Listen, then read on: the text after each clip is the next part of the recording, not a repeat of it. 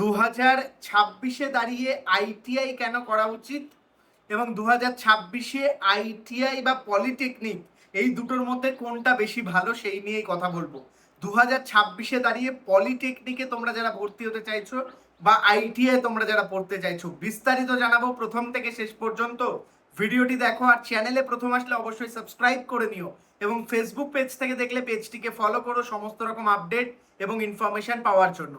Basically সর্বপ্রথম তোমাদের জানিয়ে রাখি, যেটা আইটিআই ইন্ডাস্ট্রিয়াল ট্রেনিং ইনস্টিটিউট এই যে কোর্সটা বা পলিটেকনিক ডিপ্লোমা ইঞ্জিনিয়ারিং এই যে কোর্সটা, দুটোই টেকনিক্যাল কোর্স, মানে এটা কোনো জেনারেল কোর্স নয়, এটা টেকনিক্যাল কোর্স এবং দুটোই কিন্তু ডিগ্রি কোর্স নয়। একটা সার্টিফিকেশন ট্রেনিং কোর্স যেটা আইটিআই, এবং ডিপ্লোমা কিন্তু একটি ডিপ্লোমা কোর্স যেখানে তোমরা ডিপ্লোমা সার্টিফিকেট পাবে। সর্বপ্রথম এই দুটো কোর্সে ভর্তি হওয়ার আগে অবশ্যই চেক আউট করবে আইটিআই এর ক্ষেত্রে তুমি এনসিভিটি অ্যাপ্রুভ ইনস্টিটিউশনে ভর্তি হচ্ছ নাকি, এবং পলিটেকনিকের ক্ষেত্রে অর্থাৎ ডিপ্লোমা ইঞ্জিনিয়ারিং এর ক্ষেত্রে এআইসিটি এবং স্টেট কাউন্সিল অ্যাফিলেটেড ইনস্টিটিউশনে তুমি পড়ছো নাকি। ভর্তি হওয়ার আগে এই দুটো জিনিস জানা গুরুত্বপূর্ণ। গভর্নমেন্ট বা প্রাইভেট তোমরা যে কোনো জায়গায় হতে পারো, কোনো রকম ব্যাপার নেই। আইটিআই বা পলিটেকনিক, আইটিআই থাকে 2 বছর এবং 1 বছরের সামান্য কিছু ট্রেড, পলিটেকনিক পুরোটাই 3 বছরের। দুটোর ক্ষেত্রেই যোগ্যতা মাধ্যমিক পাস থাকলেই তুমি দুটোতে আবেদন করতে পারবে। দুটোই মাধ্যমিকের নাম্বারের বেসিসে র্যাঙ্ক বেরোয় এবং সেই র্যাঙ্কের বেসিসে তোমার পছন্দের কলেজগুলোকে তোমাকে সাজাতে হবে। তুমি যদি সেই কলেজ তোমার র্যাঙ্কে পাও তাহলে কিন্তু তুমি তোমার যে কাউন্সিলিং সেই কাউন্সিলিংয়ে তোমার কলেজটা পাবে।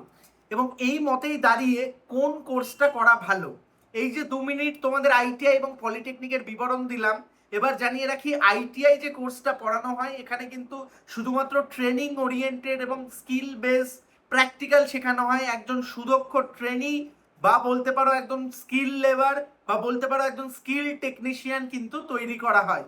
এই 2 বছর কমপ্লিট করার পরে তুমি যে কোনো প্রাইভেট ইন্ডাস্ট্রিতে গিয়ে as a skill trainee, as a skill labour বা অ্যাজ আ স্কিল টেকনিশিয়ান বা অ্যাজ আ সিনিয়র টেকনিশিয়ান কাজ করতে পারবে। তোমার যে পুরো ওয়ার্ক লাইফ থাকবে প্রাইভেট কোম্পানির ক্ষেত্রে বলছি, সেখানে সেটা কখনো সুপারভাইজার জুনিয়র ইঞ্জিনিয়ার লেভেলে যাবে না। অ্যাজ আ টেকনিক্যাল হেড তুমি ম্যাক্সিমাম কাজ করতে পারবে। এবং আইটিআই এর ক্ষেত্রে বেতনের শুরু 10,000 টাকা থেকে হয়ে থাকে বর্তমান সিনারিওতে, এবং সেটা গিয়ে পরবর্তীতে ম্যাক্সিমাম 40 থেকে 50,000 টাকা পর্যন্ত হয় আপ টু তার স্কিলস এবং এক্সপিরিয়েন্স। কিন্তু ডিপ্লোমা ইঞ্জিনিয়ারিং এর ক্ষেত্রে তুমি যদি কমপ্লিট করো তুমি ডিপ্লোমা ইঞ্জিনিয়ার্স হবে, এবং প্রাইভেট কোম্পানির ক্ষেত্রে তোমার স্টার্টিং স্যালারি কিন্তু 18 থেকে 20,000 টাকা শুরুতে থাকবে, এবং সেটা কিন্তু 1 লাখ টাকা পর্যন্ত যেতে পারে তোমার স্কিল বেসিসে। ডিপ্লোমা ইঞ্জিনিয়ার্সরা কিন্তু বিভিন্ন ক্ষেত্রে বিভিন্ন বড় পোস্ট পেতে পারে, সেটা সুপারভাইজার হোক, টেকনিক্যাল হেড হোক, টিম লিড হোক, জুনিয়র ইঞ্জিনিয়ার হোক, সুপারভাইজার হোক, প্রচুর জায়গা তাদের থাকে তৈরি করার ইন্ডাস্ট্রিতে। গভর্নমেন্ট জবের ক্ষেত্রে আমি যদি যাই, আইটিআই করার পরে তুমি যেরকম লোকো পাইলট, টেকনিশিয়ান গেট 3 বা টেকনিশিয়ানস এই ধরনের কোর্সগুলো, মানে এই ধরনের ডিপার্টমেন্টগুলো তুমি নিতে পারবে, এই ধরনের কোর্সগুলো সিলেক্ট করে পরীক্ষা দিতে পারবে। রেলের ক্ষেত্রে এছাড়া সেল, ভেল, ডিআরডিও, অর্ডিন্যান্স ফ্যাক্টরি, ইসরোর মতো জায়গায় যেতে পারবে, কিন্তু পোস্ট তোমার টেকনিশিয়ানই থাকবে। গভর্নমেন্ট জব ক্র্যাক করার ক্ষেত্রে সেটা একটু হলেও ইজি। ডিপ্লোমা ইঞ্জিনিয়ারের ক্ষেত্রেও তুমি রেলওয়ের লোকো পাইলট সহ সেকশন ইঞ্জিনিয়ার, জুনিয়র ইঞ্জিনিয়ারের মতো জায়গায় যেতে পারবে, এবং সমস্ত পঞ্চায়েত, মিউনিসিপ্যালিটি থেকে শুরু করে বিভিন্ন স্টেট গভর্নমেন্টের সেক্টরগুলোতে as a junior engineer apply করতে পারবে, পিএসসিতে অ্যাপ্লাই করতে পারবে, অ্যাজ ওয়েল অ্যাজ সেল, ভেল, ডিআরডিও, অর্ডিন্যান্স ফ্যাক্টরি সহ, ইসরো সহ বিভিন্ন নবরত্ন যে সমস্ত কোম্পানি, আইওসিএল, ইন্ডিয়ান অয়েল থেকে শুরু করে এই সমস্ত কোম্পানিজ তে তুমি এলিজেবল থাকবে। সেখানে তোমার পোস্ট হবে কিন্তু জেই, জুনিয়র ইঞ্জিনিয়ার। প্রাইভেট জবের ক্ষেত্রে স্যালারি স্ট্রাকচারটা কম থাকলেও গভর্নমেন্ট জবের ক্ষেত্রে স্যালারি স্ট্রাকচারটা হিউজ থাকে, এবং গভর্নমেন্ট জবের ক্ষেত্রে কিন্তু ডিপ্লোমাতে যেটা থাকে তোমাদের পার্সপেক্টিভস পাওয়াটা একটু কঠিন আইটিআই এর তুলনায়।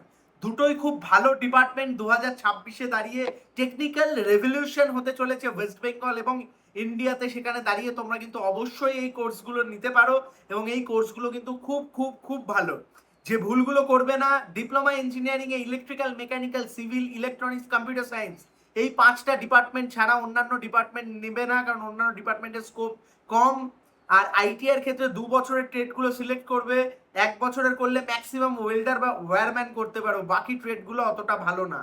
হায়ার এডুকেশনের ক্ষেত্রে আইটিআই করার পরে তুমি ডিপ্লোমা করতে পারো, ডিপ্লোমার পরে বিটেক, এবং ডিপ্লোমা করার পরে হায়ার এডুকেশনে তুমি ডিগ্রি বা এমটেক, তারপরে তোমার যা ইচ্ছা সেই জায়গাগুলো তুমি কন্টিনিউ করতে পারবে। টেকনিক্যাল ফিল্ডে দুটোর যে লেভেল থাকে, আইটিআই NSQ4 বলা হয়, সেই লেভেলটা যেটা থাকে সেটা একদম স্কিল বেস এটা প্রোগ্রাম। আর ডিপ্লোমার ক্ষেত্রে তুমি যেটা পড়বে এটা কোনো স্কিল বেস ট্রেনিং নয়, এটা 10+2 ইঞ্জিনিয়ারিং এর, যার পরে তুমি গ্র্যাজুয়েশন করতে পারবে, অর্থাৎ ডিগ্রি করতে পারবে। তো পুরো জিনিস আশা করি ক্লিয়ার দিলাম। এরকম ভিডিও কোথাও তোমরা পাওনি 2026-এ, আমি জানি। ভিডিওটি বন্ধুদের মধ্যে শেয়ার করে দাও, কনসেপ্ট ক্লিয়ার রাখো কোনটা করতে চাও। আমার পার্সপেক্টিভস, আমার ধারণা যদি বলো, আমি অলওয়েজ সাপোর্ট করব ডিপ্লোমা ইঞ্জিনিয়ারিং, কারণ করার পরে তুমি যদি প্রাইভেটে জব পাও তাহলে একটা স্টেবল ইনকাম তোমার থাকবে, আইটিআই এর ক্ষেত্রে যেটা ন্যূনতম অনেক কম। তো সেই জায়গাটা কিন্তু থাকে। আর আইটিআই দের পরে আবার ডিপ্লোমা বিটেকের একটা জায়গা থাকে। আইটিআই তখনই করো যদি গভর্নমেন্ট জবের খুব নেসেসিটি থাকে বা অন্য কোনো কোর্স করে ফেলেছো, সেই ক্ষেত্রে একটা টেকনিক্যাল ডিগ্রি দরকার, খুব তাড়াতাড়ি আইটিআই করে তুমি গভর্নমেন্ট জবে যেতে পারো। Otherwise fresh student after 10th বা 12th diploma is far better than ITI. আমার পার্সপেক্টিভস, আমার মতামত। তোমাদের মতামত জানাও, বা আপনারা যারা ভিডিওটি দেখছেন মতামত জানান। ভালো থাকুন, সুস্থ থাকুন, সকল ইনফরমেশন সবার আগে পেতে থাকুন। ধন্যবাদ।